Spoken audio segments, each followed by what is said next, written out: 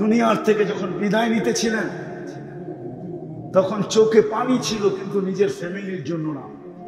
মুহাদ্দিসিন এই মাদ্রাসা দাওরা পর্যন্ত পড়ায়, দাওরার কিতাব যারা পড়ায়, টাইটেলের কিতাব যারা পড়ায়, এরা সবাই জানে 9 ফ্যামিলি ক্ষুধার্ত ছিল। ঘরে বাতি জ্বালানোর তেল পর্যন্ত ছিল না। আম্মা জান আয়েশা রাদিয়াল্লাহু তাআলা আনহা বলতেছিলেন, যদি ঘরে বাতি জ্বালানোর তেল থাকতো তো খিদা নিবারণের জন্য তেল পান করে নিতাম, কিন্তু আল্লাহর রাসূল ফ্যামিলির জন্য চিন্তা ছিল না, হাসান হুসাইনের জন্য চিন্তা ছিল না। অথচ আল্লাহর রাসূলের দুনিয়াই ছিল হাসান হুসাইন, আলী, ফাতেমা, এই 4 জনই ছিল ওনার দুনিয়া। সন্তান তো ছিল না, এইখান থেকেই তো নসল আগে চলছে, ঠিক না? এই 2 জনই ছিল দুনিয়া। আরেকটা উদাহরণ দিলে বুঝবেন কিনা দেখি কিতাব থেকে দিয়া। এতটুকু ভালোবাসতেন, 5-6 বছরের হবে 2 ভাই, কেননা 2 ভাই পিঠাপিঠি ছিলেন।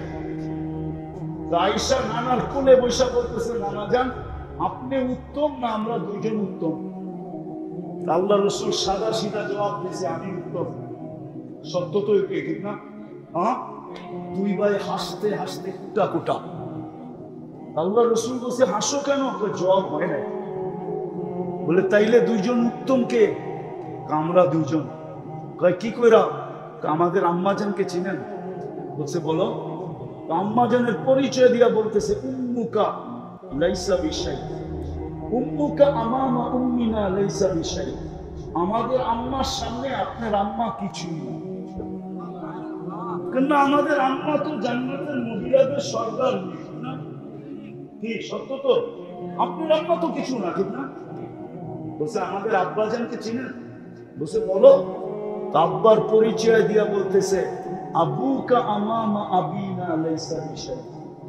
আমাগো আব্বার সামনে আপনার আব্বা কিছুই না, আমার আব্বা তো শেরে খোদা, ঠিক না? ফাতেমা তো জোহরা জান্নাতের মহিলার সর্দারনির স্বামী, জান্নাতের যুবকদের সর্দারদের আব্বা, ঠিক না? সাইয়্যিদুল আম্বিয়ার মেয়ের জামাই, ঠিক না? এখন তৃতীয় আসছে, আমাদের নানাজানকে চিনেন? নানাজান বলতেছে বলো নানাজানকে। তো নানাজানের পরিচয় দিয়া বলতেছে, জাদ্দুকা আমামা জাদ্দিনা লাইসা বিশাই। আমাদের নানাজানের সামনে আপনার নানাজান কিছুই না। আল্লাহর রাসূল 2 জনকে উঠায়া চুমা দিতে দিতে গাল ভরা ফেলছেন, তারপরে বলছেন মাইনা নিলাম তোমরা 2 জনই উত্তম, এই দিক দিয়ে তোমরা 2 জন। কিন্তু মরার সময় তাদের কথা ভাবেন না, ভাবছেন তো আপনার আমার কথা, আপনারা আমার কথা ভাবছেন। বলছে জিবরিল, জিবরিল আলাইহিস সালাম জিজ্ঞাসা করছে লম্বা হাদিস, যে আপনি কাঁদেন কেন? ইদান ইলা রফিকিল আলা, আপনি তো এখন আল্লাহর সান্নিধ্যে চলে যাবেন, কাঁদেন কেন?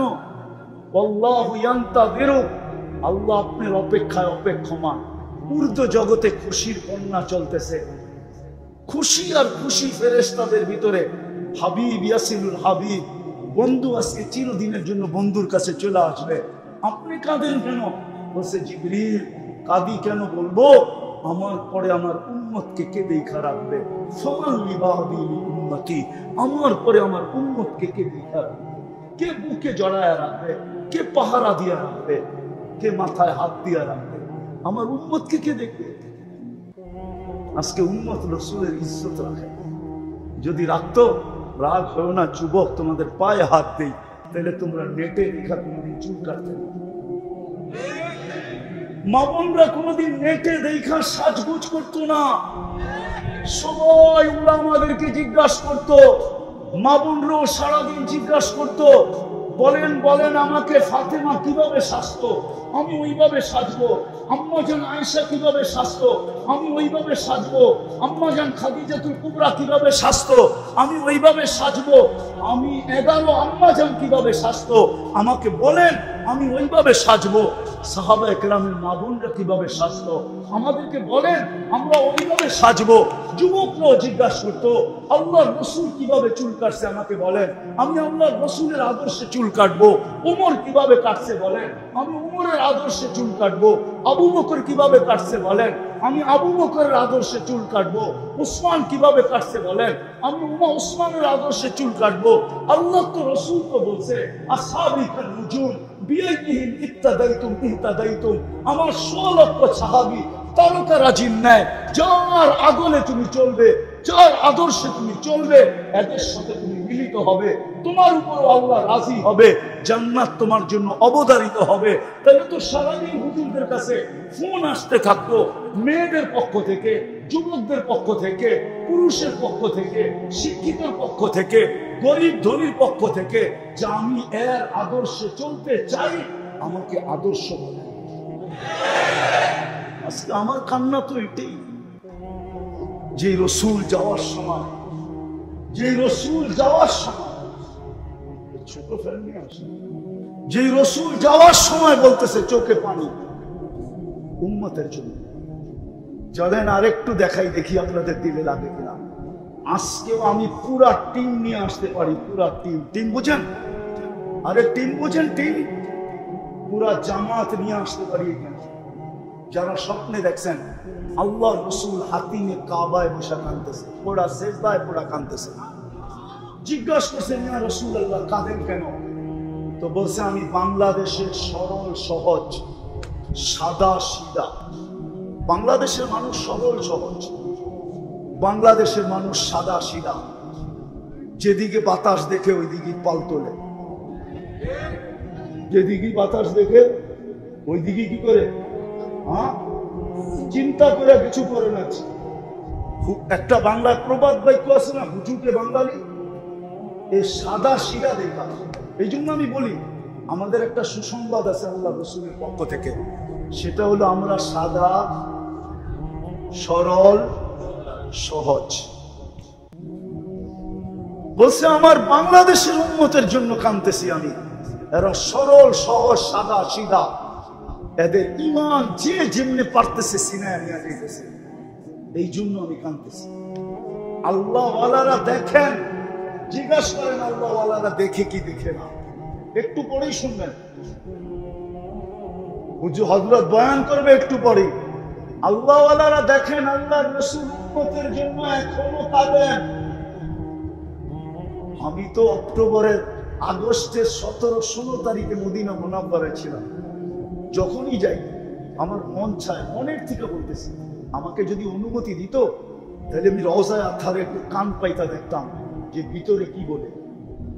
আমার বিশ্বাস ভিতরে কাঁদতেছে আর বলতেছে মা বি উম্মতি, আমার উম্মতের কি হইল, এখনো কাঁদতেছে। চলেন আরেকটা শোনাই আপনাদের যদি দিলে লাগে। আমি লেখি নাই, আবুল আইস সামারকান্দি রহমতুল্লাহ আলাইহি লেখছেন। উনি কে ওলামাদের কাছ থেকে জেনে নিয়েন, আবুল আইস সামারকান্দি রহমতুল্লাহ আলাইহি কে।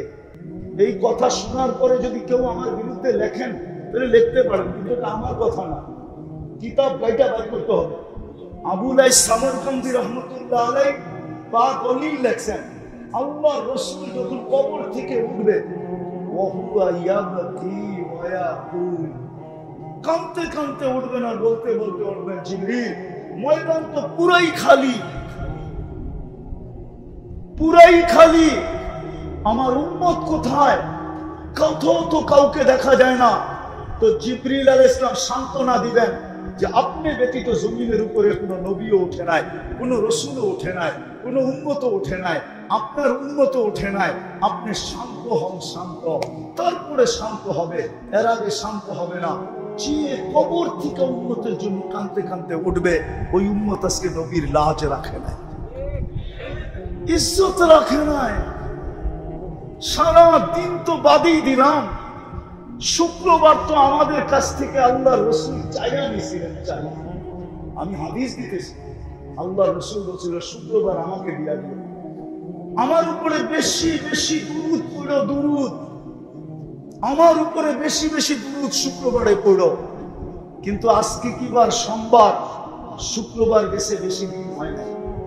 কিন্তু এই মজমায় তো একজনও পাওয়া যাবে না যে শুক্রবারে নবীজির উপরে 500 বার দুরূদ পড়ছে। আমরা তো দুরূদ পড়ি না। তো যেটা বুঝাইতেছিলাম, যিনি কবর থেকে কাঁদতে কাঁদতে উঠবেন, আর কিয়ামতের মাঠের দৃশ্য তো সুস্পষ্ট।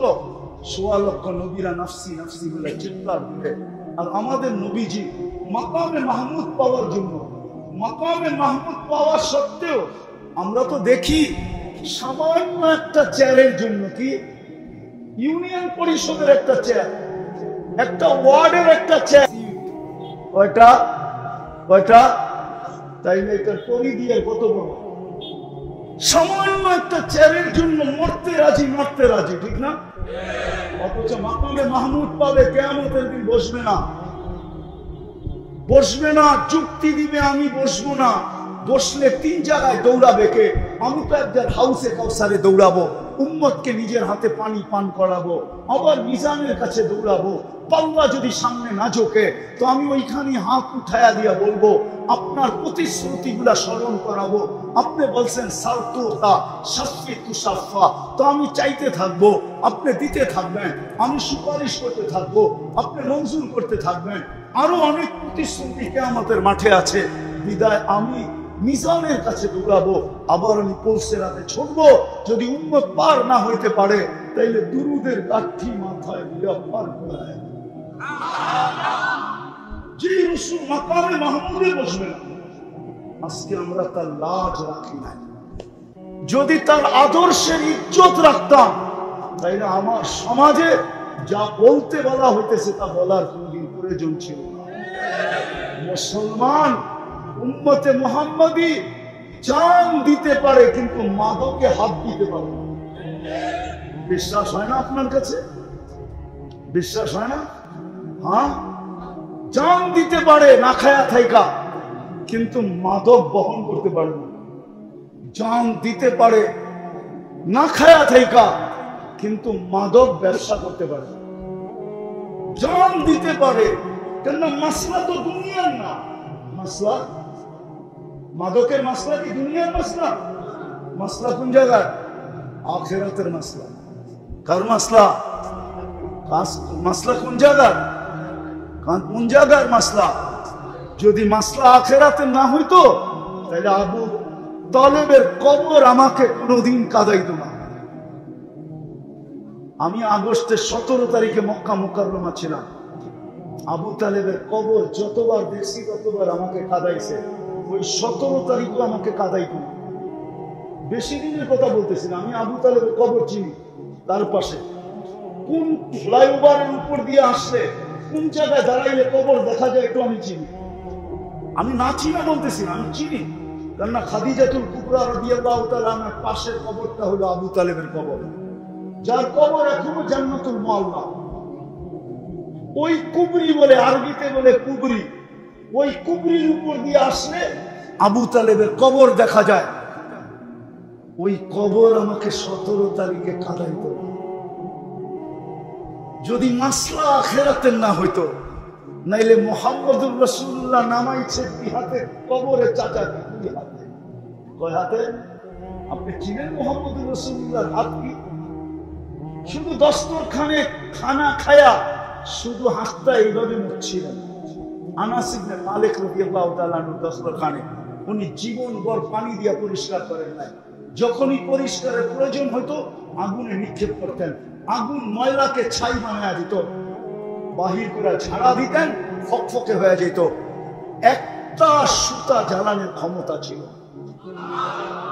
বন্ধুরা শতবার জিজ্ঞাসা করছে, আনাস এই জাদু কোত্থেকে শিখলে? বলছে এটা জাদু না, এটা দুজাহানের বাদশার হাতের ছোঁয়া। আপনি মুহাম্মদুর রাসূলুল্লাহর হাতের ছোঁয়া জানেন না? আনাস ইবনে মালিক রাদিয়াল্লাহু তাআলা আনহু শেষ বয়সে বসরায় ইমামতি করতেন, জুমা পড়াইতেন। উনি যখন বসরায় ঢুকতেন তো ওয়েদার বইলা দিত, ওয়েদার বুঝেন, আবহাওয়া বইলা দিত। আনাস ইবনে মালিক বসরায় ঢুকছে।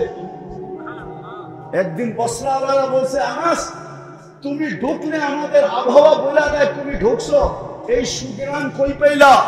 বলছে 10 বছর খেদমত করছি।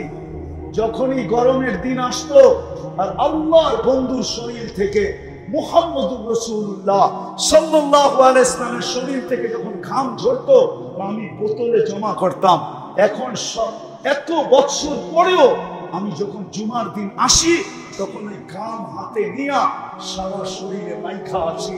বিদায় বসরায় ঢুকতে দেরি, বসরার ওয়েদার তোমাদেরকে বলতে দেরি করে না যে আনাস ইবনে মালিক বসরায় ঢুকে গেছে। যার ঘামে এরকম, সে দুই হাতে চাচাকে কবরে নামায়া বলতেছে আম্মি আম্মি আম্মি মা তারাকতালি সাবিলা, চাচা আমার জন্য কোনো রাস্তা রাখলেন না। বলছিলাম চাচা কলেমা পড়েন, পড়লেন না। বলছিলাম ঠোঁট দুটা হেলায়া দেন, উচ্চারণ করতে হবে না, শুধু ঠোঁট হেলায়া দেন, তাও হেলাইলেন না। বলছিলাম চুপ থাকেন, তাও থাকলেন না। সর্বশেষ একটা চিৎকার দিলেন আলা মিল্লাতি আব্দুল মুত্তালিব, আব্দুল মুত্তালিবের ধর্মের উপরে চলে গেলাম। চাচা আমার জন্য কোনো রাস্তা নেই। হায় শব্দ তো এটাই, আজকে নবীর ইজ্জত আমরা রাখি না, মুহাম্মদুর রাসূলুল্লাহর আদর্শের পরোয়া করি নাই। যদি পরোয়া করতাম আর আল্লাহর ইজ্জত রাখতাম, আমরা আল্লাহর আদর্শকে যদি মানতাম, নিচে রেখা দেন, আল্লাহর আদর্শকে যদি মানতাম, নবীর ইজ্জত যদি রাখতাম, তাহলে আমার সমাজে এই জিনিস প্রশ্নই উঠতো না। মুসলমান আবার সন্ত্রাসী, উম্মতে মুহাম্মদী আবার সন্ত্রাসী, উম্মতে মুহাম্মদী আবার চাঁদাবাজি, উম্মতে মুহাম্মদী আবার মাদক, উম্মতে মুহাম্মদিয়া সমাজের এই দুরবস্থা। যার কারণেই তো আল্লাহ আমাদের থেকে হাত উঠায় নিয়েছেন। আজকে 48,000 কেন, 50,000 কেন, আমি তো জানি না এই সংখ্যা কোথায় যায় ঠেকবে। 1 বৎসর, আজকে কয় তারিখ? 28 তারিখ। 1 বৎসর 21 দিন হলো ফিলিস্তিনের যুদ্ধ। কয়দিন? আরে বলেন না, 1 বৎসর 21 দিন। ফিলিস্তিন চিনেন? আমি তো 14 বছর আগে 2 চোখে দেখেছি, এই 2 চোখে আমি চিনি ফিলিস্তিন কি জিনিস। আপনারা মিডিয়ায় দেখতে পারেন, আমি তো 14 বছর আগে দেখেছি, আপনি তো আজকে মিডিয়ায় দেখতেছেন। 365 দিন পার হওয়ার পরেও 21 দিন ওই জমিন, যেই জমিনে 16 লক্ষ নবীদের সম্মিলন, না জানি এই সংখ্যা কোথায় যায় শেষ। কেন আল্লাহ কেন সাহায্য করেন না? কেন মুসলমানদের এই দুরবস্থা? বড় বড় চিৎকার দেই আমরা, দুইটা সম্মেলন চলে গেল। যুদ্ধের শুরু থেকে নিয়ে আজ পর্যন্ত জাতিসংঘের দুইটা সম্মেলন গেল। 60 থেকে 65টা মুসলিম দেশ, অথবা 50 থেকে 60টা মুসলিম দেশ, 1 ডজনের উপরে এরকম দেশ যে যারা একত্রিত হয়ে সারা দুনিয়াকে কিনতে পারে। 5 থেকে 6টা এরকম দেশ যাদের টাকার উপরে বড় কোনো টাকা নাই দুনিয়াতে। 65টা মুসলিম দেশ যাদের কাছে দুনিয়ার 70% সম্পদ, যাদের পায়ের নিচে। দুনিয়ার সবচেয়ে বেশি ব্র্যান্ড যারা ব্যবহার করে, দুনিয়ার সবচেয়ে বেশি প্রসাধনী যে জাতি ব্যবহার করে, দুনিয়ার সবচেয়ে বেশি ফার্নিচার যে জাতি ব্যবহার করে, দুনিয়ার সবচেয়ে বেশি কাপড় চোপড় যে জাতি ব্যবহার করে, তারপরেও 2টা সম্মেলনের ভিতরে ছোট একটা নিন্দা প্রস্তাব আজ পর্যন্ত পাস করতে পারে না। চ্যালেঞ্জ আমার, কেউ আমাকে নেটে দেখাইতে পারবেন না যে জাতিসংঘের ছোট একটা নিন্দা প্রস্তাব পাস হয়েছে ফিলিস্তিনের জন্য। কি হয়েছে? কি হয়েছে? যুবকরা তো সারাদিন নেটের ভিতরে থাকে, বলুক না। অথবা সারা দুনিয়ার প্রাণীবাদী সংস্থাগুলা, প্রাণী দিয়া যারা কাজ করে, আমেরিকার বলেন, কানাডার বলেন, অস্ট্রেলিয়ার বলেন, ইউরোপের বলেন, জার্মানির বলেন, জাপানের বলেন, এমনকি বাংলাদেশের প্রাণীবাদীরা পর্যন্ত ছোট একটা প্রতিবাদ আজ পর্যন্ত মিডিয়ায় দেয় না। বুঝা গেল ওরা আপনাদেরকে মানুষই মনে করে না, আগাছা মনে করে। আগাছা 200 কোটি মুসলমান মরে গেলে হয় আর কি আসে যায়, মরা যাক, এটি দুনিয়ার আগাছা। হবেন না কেন? হবে না কেন মাদক আপনার এখানে? হবে না কেন চাঁদাবাজি আপনার এখানে? হবে না কেন সন্ত্রাস আপনার এইখানে? হবে না কেন 9/6 আপনার এইখানে? কেউ তো নবীর আদর্শের উপরে নেই। না শিক্ষে না শিক্ষা দেয়, নবীর আদর্শের চর্চাও তো হইতে দেয় না। আমরা তো টক শোতে বসা দেখি, টক শো তো দেখি, নবীর আদর্শের চর্চাও তো হইতে দেয় না, ঠিক না? হ্যাঁ, তাইলে হবে না কেন? কম হইতেছে, সামনে আরো বেশি।